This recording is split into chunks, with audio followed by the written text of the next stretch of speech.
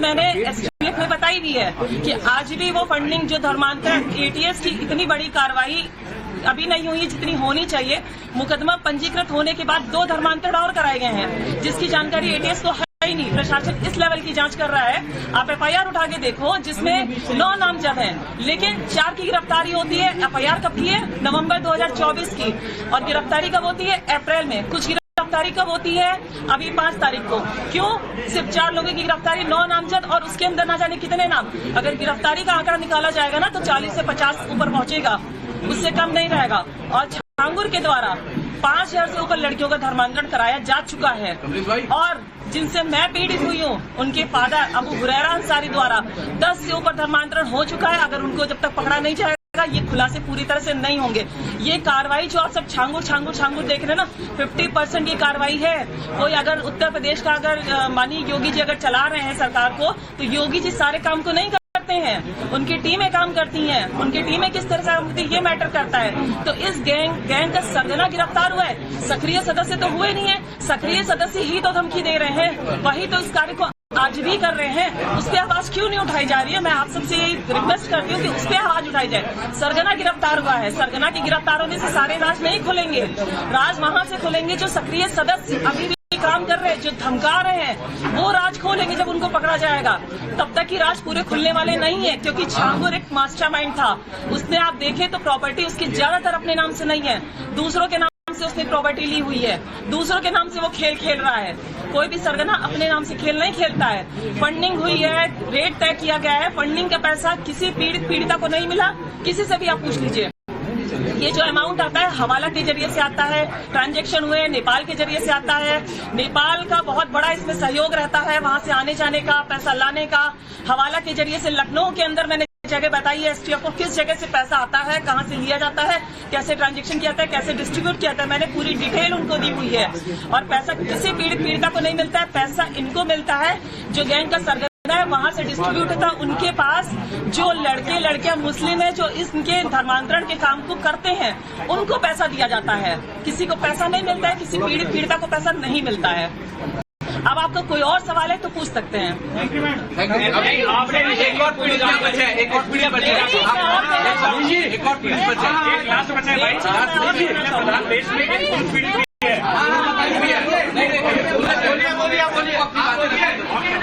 हो गया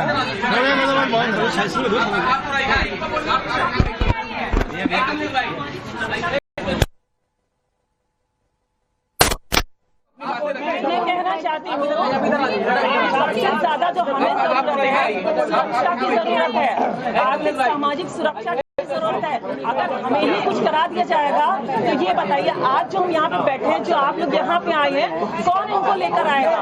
हमें ये बताइए, कोई लेकर आएगा क्या? किसी को कोई किसी को नहीं लेकर आएगा। अगर कोई आवाज उठा रहा है, विश्व हिंदू रक्षा परिषद द्वारा आप सबको बुलाया गया, वो सहयोग कर रहे हैं, वो आवाज उठा रहे हैं, तो आप हमारी सुरक्षा को करके रखिए। और हम मुख्यमंत्री से बहुत जल्द मिलने वाले हैं, उनसे मुलाकात करेंगे, मुख्यमंत्री से मिलकर पूरा प्रकरण बताएंगे, क्योंकि प्रमुख सचिव से मैं मिल चुकी हूँ। Thank you.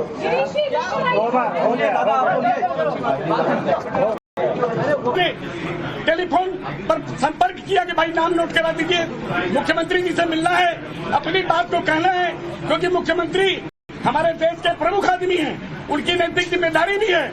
और उन्होंने एक बात छांगुर के खिलाफ कहा भी है कि एक जल्लाद को हमने जेल में डाल दिया, तो ये अच्छा काम नहीं किया उन्होंने। लेकिन ऐसे भी कुछ ऐसे लोग हैं जिनको सुरक्षा की कोई जरूरत नहीं है, मार गनर लेके चल रहे हैं। तो कुल मिला के पुनः मैं मुख्यमंत्री जी से निवेदन करना चाहूंगा कि पीड़ितों को बुलाएं और जांच कराएं, अगर आवश्यकता हो उनको सुरक्षा दें, और हम लोगों को अपने किसी अधिकारी के साथ लगा लें।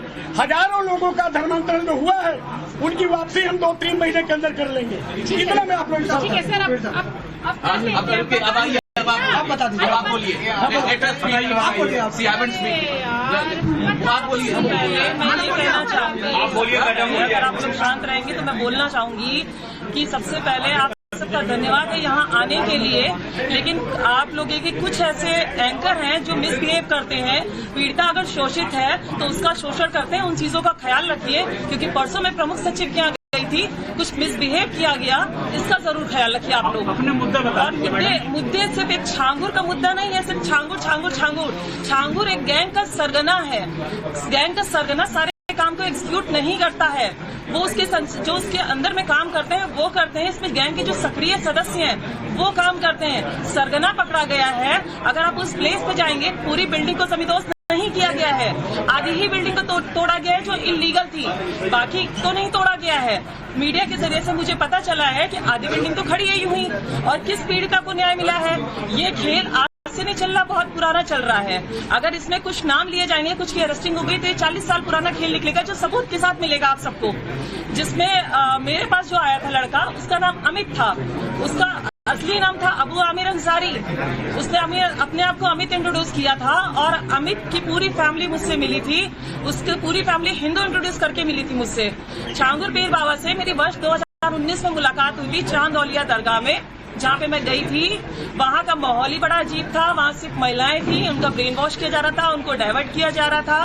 क्योंकि मैं इस परिवार के बीच में रही हूँ, तो ये जो रेट लिस्ट आप देख रहे हैं जारी हुई है, ये रेट लिस्ट मुझे वहीं से पता चली थी कि कैसे रेट तय होता है, किस तरह से इसको एग्जीक्यूट किया जाता है, कैसे फंडिंग आती है, हवाला के जरिए कैसे पैसा आता है।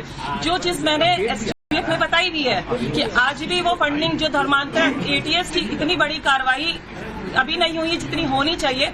मुकदमा पंजीकृत होने के बाद 2 धर्मांतरण और कराए गए हैं, जिसकी जानकारी एटीएस को है ही नहीं। प्रशासन इस लेवल की जांच कर रहा है। आप एफआईआर उठा के देखो, जिसमें 9 नामजद हैं, लेकिन 4 की गिरफ्तारी होती है। एफआईआर कब की है? नवंबर 2024 की, और गिरफ्तारी कब होती है? नोएडा का जिसने अपना कारोबार बताया, ये मेरठ में रहने वाला बता रहा था।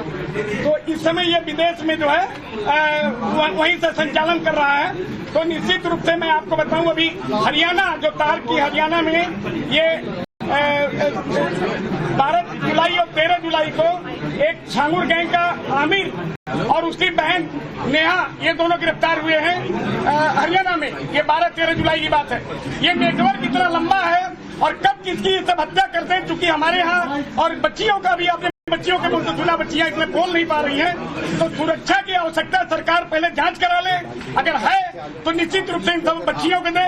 हम डरने वाले नहीं हैं। अरे हमारी हत्या होगी, गोपाल राय कोई और फिर होंगे, यहाँ बहुत लोगों की हत्या हुई है। अब हिंदू आदि अगर कोई आदमी उठा रहा है, अब हमको कई जगह जाना पड़ रहा है कि जहाँ हिंदुओं का उत्पीड़न हो रहा है। उसी तरह हम मुबारकपुर थाना क्षेत्र के बम्भौर गाँव में गए थे, तो वहाँ जब लोगों ने कहा कि इसी गांव के पिस्टल से गुलशन कुमार हिंदू गायक की हत्या हुई थी, और मैं गया वहाँ पर हिंदुओं का उत्पीड़न हुआ।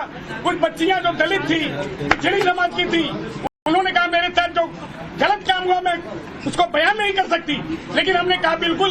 एसएसपी आजमगढ़ से मेरी बात हुई, उन्होंने कहा मैं अस्थायी पुलिस चौकी बना दिया हूँ।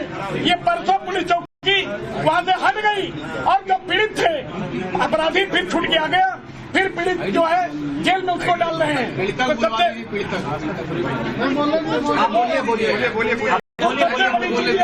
कि सुरक्षा की व्यवस्था, जैसे मेरी सुरक्षा की बात सुन लीजिए। मेरे पास 18 साल से 2 गनर लगातार थे, पिछले कुछ दिनों से नहीं है। इसमें क्या प्रकरण है, मैं कौन सा अपराध किया हूँ? पूरे भारत में 151 का मुकदमा मेरे ऊपर नहीं है। रोज 10-20 लोगों को मैं टेलीफोन से बात करता हूँ, सीधा डीएम एसएसपी थाने पे, जैसे इसका मुकदमा नहीं कायम हो रहा था। ये बच्ची फोन की, मैंने तुरंत इंस्पेक्टर से कहा मैं विश्व हिंदू रक्षा परिषद का राष्ट्रीय अध्यक्ष बोल रहा हूँ। हम लोग डरने वाले नहीं है, न हत्या से डरने वाले। लेकिन सरकार में जो बैठे अधिकारी हैं, मुख्यमंत्री जी को तो मैं सलाम करता हूँ। दुर्भाग्य है कि मुख्यमंत्री जी से मिलने के लिए ये पीड़िता कई बार कही, हम लोगों ने टेलीफोन पर संपर्क किया कि भाई नाम नोट करा दीजिए, मुख्यमंत्री जी से मिलना है, अपनी बात को कहना है, क्योंकि मुख्यमंत्री हमारे देश के प्रमुख आदमी हैं, उनकी नैतिक जिम्मेदारी भी है।